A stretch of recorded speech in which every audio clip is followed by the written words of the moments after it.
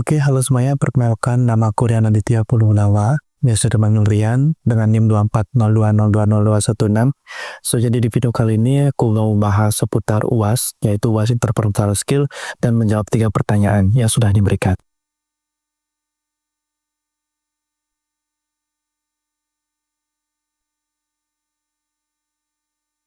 Oke, dari kasus tersebut, ketika saya menghadapi tugas yang menumpuk, setelah itu mengikuti beberapa organisasi dan beberapa urusan-urusan yang lainnya yang membuat saya sibuk ketika saya menjalani hari-hari, solusi yang bisa saya lakukan adalah menjadi pribadi yang proaktif yang pertama, di mana saya akan fokus pada cara saya merespon dalam artian merespon hal yang positif terhadap diri saya, dan tidak berfokus untuk menyalahkan keadaan sekitar saya yang sudah terjadi. Seperti contoh ketika saya menghadapi tugas yang menumpuk dan deadline-nya sangat-sangat mepet, jadi cara saya adalah untuk menentukan skala prioritas dari tugas-tugas saya, yang tentunya saya berfokus untuk memotivasi diri saya, bukannya mengeluh dengan tugas yang banyak dan deadline yang mepet-mepet. Saya fokus untuk membangun motivasi di diri saya. Begitu adalah cara saya merespon ketika menghadapi situasi tersebut. Bisa saja saya malah mengeluh dengan keadaan ketika saya menghadapi banyak tugas, setelah itu banyak banget urusan-urusan di luar sana yang menghambat produktivitas saya. Seperti itu untuk di bagian proaktif. Selanjutnya ada di bagian memulai dengan tujuan akhir, di mana ketika saya menghadapi tugas yang menumpuk, saya akan melakukan dan selalu mengingat apa sih tujuan akhir saya. Kasusnya dalam hal ngampus ya, saya seorang mahasiswa, saya mengingat bagaimana tujuan akhir saya di saat sekarang ini sebagai mahasiswa. Jadi tujuan akhir saya ingin mendapatkan nilai yang bagus tentunya di saat skripsi nanti. Saya ingin membahagiakan orang-orang yang terlibat dalam hidup saya, pertama orang tua saya, kerabat saya, dan lain segala macamnya. Dan saya ingin menjadi orang yang bisa bermanfaat dengan orang lain. Seperti itu. Dengan cara saya mengingat tujuan akhir saya bisa meningkatkan produktivitas pada diri saya juga, menambahkan semangat pada diri saya tentunya. Karena balik lagi, semua ini berdasarkan dengan tujuan yang sudah saya tentukan di awal. Itu adalah sebagai bahan bakar saya tentunya untuk menjadi pribadi yang lebih baik lagi. Oke, untuk habit ketiga yaitu dahulukan yang utama. Seperti yang sudah saya singgung di bagian proaktif tadi, ketika saya menghadapi tugas yang menumpuk ataupun beberapa job desk yang lainnya, saya akan melakukan konsep yang dinamakan dahulukan yang utama, di mana saya akan mengatur skala prioritas saya, di mana urgensinya itu di tahap mana, apakah ini sangat urgent ataukah ini belum urgent banget. Saya akan dahulukan yang utama. Ketika saya di case saya punya tugas yang cukup banyak, ditambah lagi dekat-dekat UAS, dan ada saja kendala-kendala di saat menghadapi situasi tersebut. Seperti contoh, saya diajak pergi bersama teman saya ke suatu tempat, ataupun diajak nongkrong lah bahasanya, ataupun diajak jalan-jalan atau mendaki mungkin. Jadi saya lebih berfokus untuk mengerjakan tugas saya karena mengingat deadline-nya sudah mepet dan tugasnya juga sudah menumpuk. Jadi saya akan mendahulukan tugas saya terlebih dahulu, baru saya lanjut ke bagian-bagian di luar sana. Seperti ketika tugas saya sudah selesai, baru saya bisa untuk nongkrong ataupun mendaki. Seperti itu. Saya akan menaruh porsi-porsi yang mana yang paling penting itu dulu, baru selanjutnya saya susun sedemikian rupa. Jadi itulah cara saya untuk melakukan habit ketiga ini, yaitu dahulukan yang utama.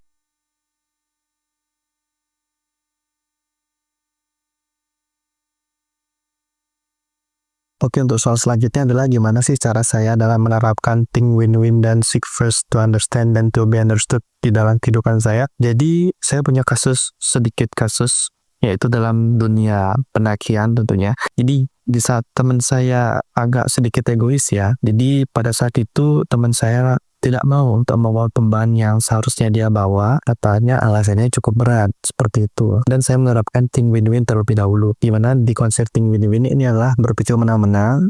Konsepnya ini adalah antara saya dan teman saya itu sama-sama menang dan sama-sama diuntungkan. Jadi tidak ada pihak yang merasa dirugikan sama sekali. Jadi saya berfokus untuk mencari solusi tengahnya ketika gimana cara saya supaya saya enak dan teman saya juga enak. Jadi solusi yang saya ambil waktu itu adalah dengan pembagian porsi dalam carrier. Tentunya saya bagi separuh-separuh, setengah-setengah supaya dia tidak keberatan dan saya juga nggak terlalu keberatan dalam menggendong carrier.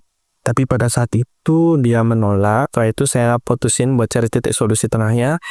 Saya lebih banyak membawa beban, tapi dia harus bisa menyiapkan makan malam di saat malam tiba di campground seperti itu. Jadi kita putusin untuk ambil opsi yang kedua tadi. Saya membawa beban cukup banyak dan teman saya itu memasak di campground untuk kita semuanya seperti itu. Menurut saya itu adalah langkah yang win-win. Ketika saya diuntungkan juga dan orang tersebut juga diuntungkan. Saya mendapatkan makanan yang enak, hidangan enak pada malam hari itu, dan teman saya juga enak. Dia tidak membawa banyak beban dan bisa memberatkan perjalanan dia seperti itu. Dan dalam menerapkan think win-win ini, saya juga menerapkan seek first to understand and to be understood. Saya akan menanyakan ke teman saya akan melakukan adaptasi, berempati dengan teman saya akan menanyakan bagaimana keluh kesah dia, apa problem utamanya dia, sampai-sampai dia tidak mau membawa beban carrier yang cukup banyak. Ternyata setelah saya melakukan pendekatan, yang dia rasakan adalah dia belum melakukan persiapan yang cukup. Dengan artian dia belum mempersiapkan fisiknya dia cukup matang karena membawa beban carrier tersebut tidak butuh tenaga dan butuh latihan tentunya. Setelah saya sudah cari tahu, sudah saya cari pendekatan, saya sudah memahami dia terlebih dahulu. Setelah itu dengan saya untuk terbuka dalam berempati terlebih dahulu, dan ternyata dia bisa menerima apa yang saya utuskan ketika saya juga cukup keberatan dalam membawa carrier. Dan saya putusin untuk memasak lebih dahulu di campground nanti malamnya. Dan ternyata dia tidak keberatan. Dan semua berjalan dengan lancar dengan menerapkan think win-win dan seek first to understand dan to be understood seperti itu. Dan habit yang ini sangat cukup berkaitan karena bagaimanapun sifat empati dalam manusia itu perlu banget untuk kita tanamkan supaya orang bisa terbuka dengan kita. Dan kita juga bisa terbuka dengan dia. Dan hasil kita menemukan solusi tengahnya seperti apa. Seperti itu.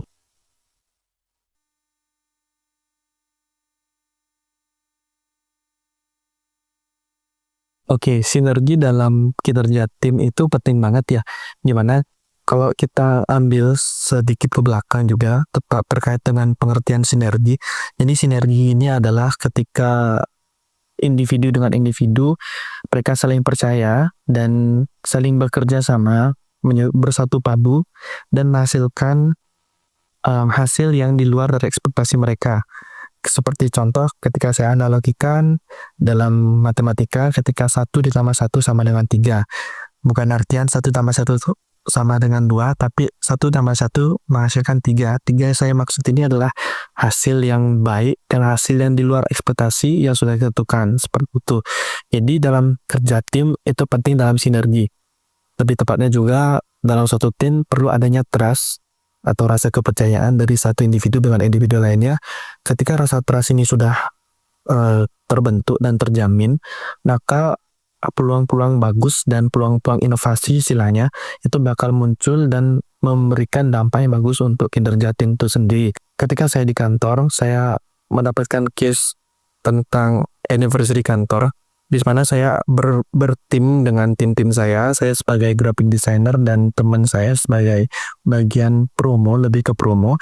Jadi saya bersinergi, saya bekerja sama dengan teman saya yang di bagian promo ini.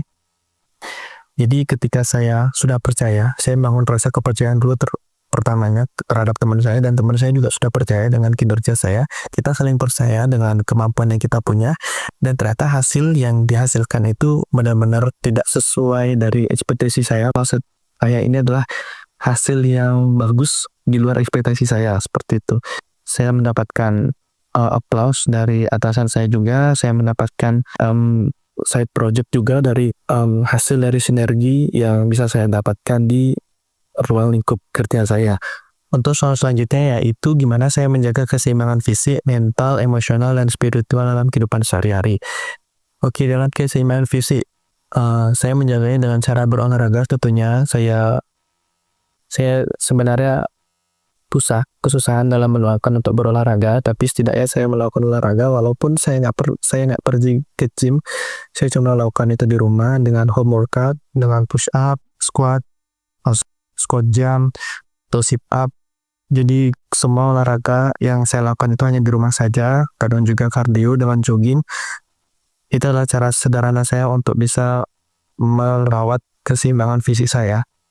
Selanjutnya soal mental. Dalam mental saya juga perlu merawatnya dengan cara membeli makanan yang saya suka, entah itu berapapun harganya saya akan beli dengan ya begitulah cara saya untuk menjaga mental saya. Setelah itu saya berolahraga, itu cukup membantu dalam menyehatkan mental saya juga. Saya bercerita dengan orang-orang yang saya percaya, itu adalah salah satu cara juga cara saya juga dalam menyehatkan atau menjaga kesehatan mental saya. Untuk di emosional, gimana cara saya menjaga kesehatan emosional saya?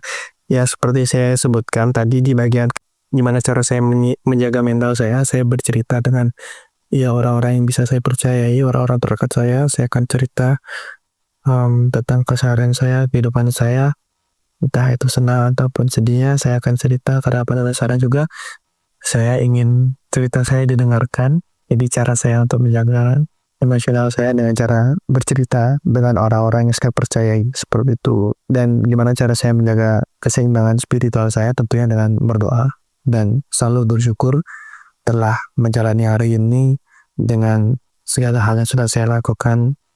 Walaupun cuma progres 1%, saya selalu bersyukur dan saya selalu melihat di sekitar saya bahwa masih banyak orang yang belum seberuntung saya dan ingin merasakan posisi seperti saya. Oke, dari yang saya sebutkan tadi itu pasti juga ada kendalanya. Kendala yang paling berat saya alami adalah tidak konsistensi dalam menjalankan semua yang saya bilang tadi. Mau bagaimanapun saya juga manusia juga, saya pasti melakukan kesalahan. Jadi solusi yang bisa saya lakukan adalah terus mengingat mengapa saya melakukan hal ini, mengingat tujuan akhir saya seperti apa, kenapa saya harus dapat melakukan hal ini, karena saya akan mengingat juga tujuan akhir saya untuk apa. Seperti itu adalah sebagai bahan bakar saya untuk bisa on the track lagi, tidak terkeluar dari jalur dan bisa menjadi lebih semangat di setiap hari-harinya. Oke, baik, sekian video yang bisa saya sampaikan. Apabila ada salah kata, saya ingin meminta maaf sebesar-besarnya. Dan semoga video ini bisa menjadi cerminan untuk diri saya, untuk teman-teman semuanya yang menonton video ini. Semoga video ini bisa membantu teman-teman juga, bagaimana cara teman-teman juga dalam menjalani keseharian teman-teman. Semoga video ini juga bermanfaat dan saya tutup di sini. Terima kasih sudah menonton sampai habis. See you next time.